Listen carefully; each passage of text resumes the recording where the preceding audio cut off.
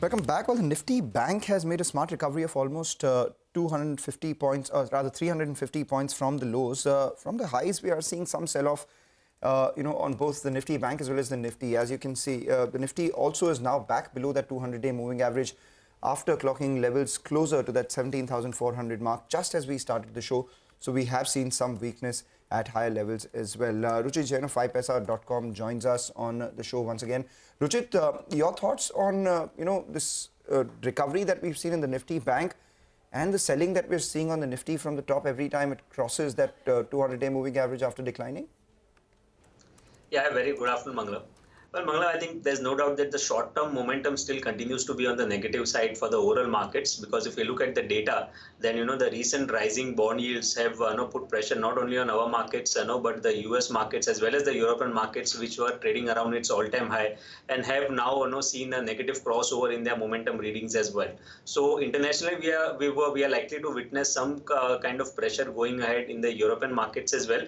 And of course, if we look at our FIS data, they have started this series with too many short positions. Only 18% of their positions are on the long side at the start of this March series, and 82% are on the short side, with about 135,000 contracts on the short side. So this clearly indicates that in spite of the market's recent correction, their view is still bearish, at least for the first of the March series, which is likely to put more pressure on the markets going ahead. But only thing is that we have already seen some correction in last 7 trading sessions without any meaningful pullback move. Nifty has fallen by 800 points. Bank Nifty has fallen by about 2,300 points. So this has put the momentum readings of the intraday charts or hourly charts into quite oversold zone. So usually when we see that the data is negative but the readings are oversold, then we witness some pullback moves, and that sell on rise move continues after that pullback. So banking space, because the correction have been more on the Bank Nifty index, that's why we are witnessing this pullback more in the Bank Nifty.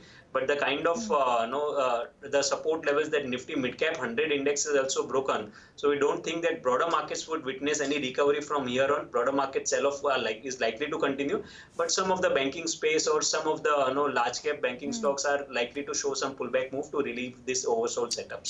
Okay. Ruchit, just a two-part question. One, wanted your specific stocks of the day, and two, you've spoken about the financials, but I wanted to ask you about IT as an index as well as specific stocks within the IT index. Reason I ask is obviously it's been quite resilient as compared to the other indices. So specific stocks for today, your recommendation and the IT index. Yeah, so first I'll start with my recommendations. So I'll give 2 recommendations in line with what I spoke about my view on the markets, that some banking space would see some pullback moves. So Axis Bank is one stock where technically some momentum has halted around its previous swing low. So the pullback move, we could see Axis Bank going towards 878, 880. So one can go long for just for a short-term trading for a pullback towards 880 in Axis Bank, keeping a stop loss below 838.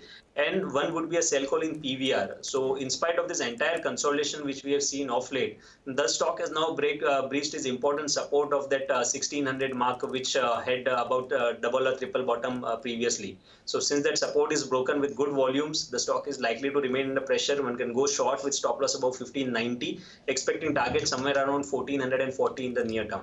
Now coming on to the IT space, I think a lot of we have seen that in past also. Our IT stocks also witness trend accordingly to what's going in the Nasdaq index. So I think still the global markets remain under pressure.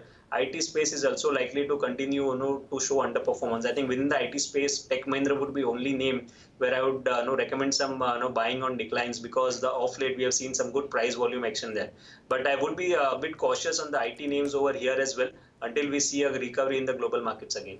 Okay, all right. Thanks a lot for joining in, Ruchit. Have a good day. Let's slip into a short break. On the other side of the break, there are a lot of big investments taking place from the private equity side. We have Renuka Ramnath, the founder, MD and CEO at multiple